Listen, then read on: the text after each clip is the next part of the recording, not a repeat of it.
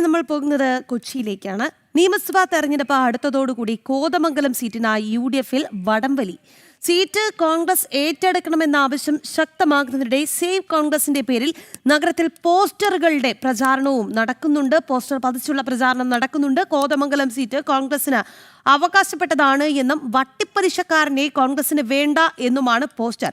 എന്നാൽ കോതമംഗലം സീറ്റ് വിട്ടു നൽകില്ല എന്ന നിലപാടാണ് കേരള കോൺഗ്രസിന്. വിവരങ്ങളുമായി ജിജീഷ് കരുണാകരൻ ചേരുകയാണ്. ജിജീഷ്, ഈ UDFന്റെ ശാപമെന്ന് പറയുന്നത് അവർക്ക് പരസ്പരമുള്ള പ്രശ്നങ്ങൾ പോലും തീർക്കാൻ സാധിക്കുന്നില്ല എന്നുള്ളതാണ്. അത് ഇന്നോ ഇന്നലെ ഒന്നും തുടങ്ങിയതല്ല. ഇപ്പോഴും അതിശക്തമായി തന്നെ ഇത്തരം പോര് തുടരുന്നു എന്നുള്ളതാണ്. പറയൂ ജിജീഷ, എന്താണ് അവിടെ സംഭവിച്ചുകൊണ്ടിരിക്കുന്നത്?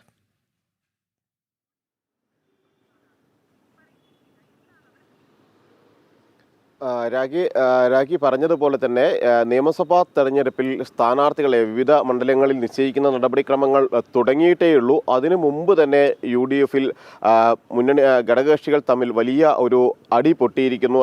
പല ഭാഗങ്ങളിൽ അതിൽ ഏറ്റവും ഒടുവിലത്തത്, അല്ലെങ്കിൽ ഈ വരുന്ന ദിവസങ്ങളിലെ ഏറ്റവും ഒടുവിലത്തെ ഒരു സംഭവം മാത്രമാണ് കോതമംഗലത്ത് ശക്തമായി തന്നെ അവിടെ കോൺഗ്രസ് ആവശ്യപ്പെടുന്നത് അത് കേരള കോൺഗ്രസ് ജോസഫ് വിഭാഗത്തിൽ നിന്ന് കോതമംഗലം സീറ്റ് കോൺഗ്രസ് തന്നെ ഏറ്റെടുത്ത് കോൺഗ്രസ് സ്ഥാനാർത്ഥിയെ തന്നെ മത്സരിപ്പിക്കണം. കോൺഗ്രസ് സ്ഥാനാർത്ഥി മത്സരിച്ചു കഴിഞ്ഞാൽ അവിടെ വിജയസാധ്യതയുണ്ട്.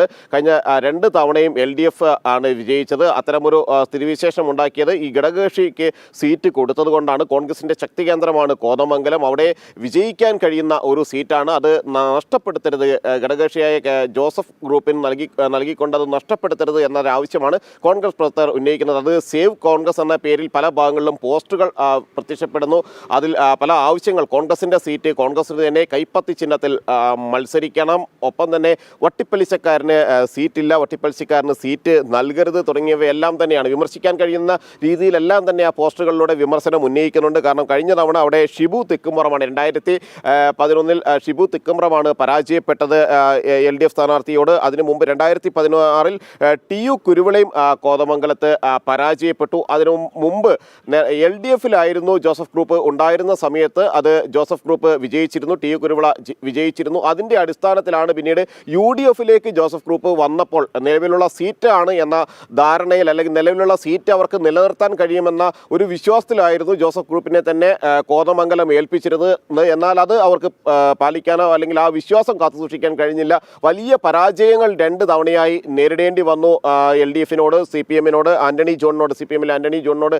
എന്നതുകൊണ്ട് തന്നെ ഒരിക്കൽ കൂടി ഒരു പരാജയം ഉണ്ടാകാതിരിക്കാനുള്ള ഒരു മുൻകരുതൽ എന്ന നിലയ്ക്ക് അത് കോൺഗ്രസ് ഏറ്റെടുക്കണമെന്ന ആവശ്യം വരുന്നു. അതേ സമയത്ത് തന്നെ ഈ ആവശ്യം അല്ലെങ്കിൽ ഈ അവസരം മുതലെടുക്കാൻ വേണ്ടി കേരള കോൺഗ്രസ് ജേക്കബ് വിഭാഗവും ശ്രമിക്കുന്നുണ്ട്. ജേക്കബ് വിഭാഗത്തിന് ഈ സീറ്റ് കൈമാറണം എന്ന കാര്യമാണ് അവർ ആവശ്യപ്പെടുന്നത്. കോൺഗ്രസ് അല്ല ഏറ്റെടുക്കേണ്ടത്, പകരം ജേക്കബ് ഗ്രൂപ്പിന് നൽകണം, ജോസഫ് ഗ്രൂപ്പിന് നൽകേണ്ടതില്ല. തോൽക്കുന്ന ജോസഫ് ഗ്രൂപ്പിന് നൽകേണ്ട, വിജയിക്കാൻ സാധ്യതയുള്ളത് ജേക്കബ് ഗ്രൂപ്പിനാണ് എന്ന കാര്യം പറഞ്ഞുകൊണ്ട് അവരും മുന്നോട്ട് വന്നു. ഇങ്ങനെ ഈ ഗ്രൂപ്പ് UDFലെ വിവിധ ഘടകകക്ഷികളെ സംബന്ധിച്ചിടത്തോളം വലിയ തോതിൽ അഭിപ്രായ വ്യത്യാസങ്ങളുണ്ട്. കോൺഗ്രസുമായി വലിയ തർക്കങ്ങൾ നടക്കുന്നു.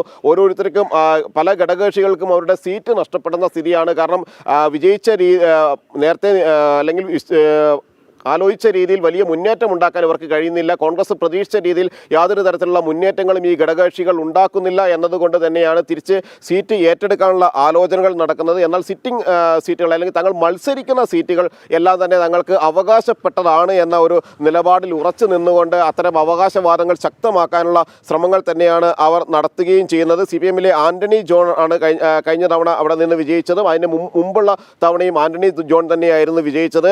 കോൺഗ്രസ് സ്ഥാനാർത്ഥികളായ TU കുരുവിളയും ഒപ്പം തന്നെ ഷിബു തെക്കുംപുറവുമാണ് ഈ പരാജയങ്ങൾ ഏറ്റുവാങ്ങിയ കേരള കോൺഗ്രസ് ജോസഫ് ഗ്രൂപ്പിന്റെ സ്ഥാനാർത്ഥികൾ.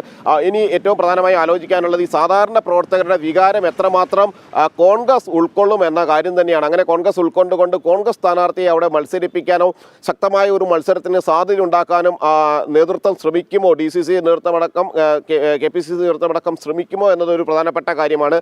അഥവാ അത്തരത്തിൽ കോൺഗ്രസിന്റെ ഒരു സ്ഥാനാർത്ഥി മത്സരരംഗത്തേക്ക് വന്നാൽ അവിടെ ജോസഫ് വിഭാഗത്തിൻ്റെയും ജേക്കബ് വിഭാഗത്തിൻ്റെയും എല്ലാം എതിർപ്പുകൾ മറികടന്നുകൊണ്ട് എത്രമാത്രം മുന്നോട്ട് പോകാൻ കഴിയും, ആ തർക്കങ്ങൾക്കിടെ വിജയത്തിലേക്ക് എത്തിക്കാൻ, കോൺഗ്രസ് സ്ഥാനാർത്ഥിയെ വിജയത്തിലെത്തിക്കാൻ കോൺഗ്രസ് നേതൃത്വത്തിന് കഴിയുമെന്നത് മറ്റൊരു ചോദ്യമാണ്. ഒരുമിച്ച് നിന്നാൽ മാത്രം വിജയിക്കാൻ കഴിയുന്ന സീറ്റുകളിലാണ് ഇത്തരത്തിൽ കോൺഗ്രസിൽ വലിയ തോതിലുള്ള തർക്കങ്ങൾ സ്ഥാനാർത്ഥി നിർണയത്തെ ചൊല്ലിയുള്ളത്. അത് സ്ഥാനാർത്ഥി നിർണയത്തിൻ്റെ അന്തിമഘട്ടം വരെ നീളുന്നതാണ്. UDFൽ ഈ തർക്കങ്ങളും പ്രശ്നങ്ങളും എല്ലാം തന്നെ. രാഗി. ശരി ചേച്ചി. കോതമംഗലത്താണ് ഇത്തരത്തിൽ UDF-ൽ വടംവലി നടക്കുന്നു എന്നുള്ള ഏറ്റവും പുതിയ അപ്ഡേറ്റ് ലഭിക്കുന്നത്. സീറ്റ് കോൺഗ്രസ് ഏറ്റെടുക്കണമെന്ന ആവശ്യം ശക്തമാകുന്നതിനിടെ സേവ് കോൺഗ്രസിന്റെ പേരിൽ നഗരത്തിലുടനീളം പോസ്റ്റർ പ്രചാരണം നടക്കുകയാണ്. വിവരങ്ങൾ നൽകിയത് ജിജീഷ് കരുണാകരനാണ് കൊച്ചിയിൽ നിന്ന്.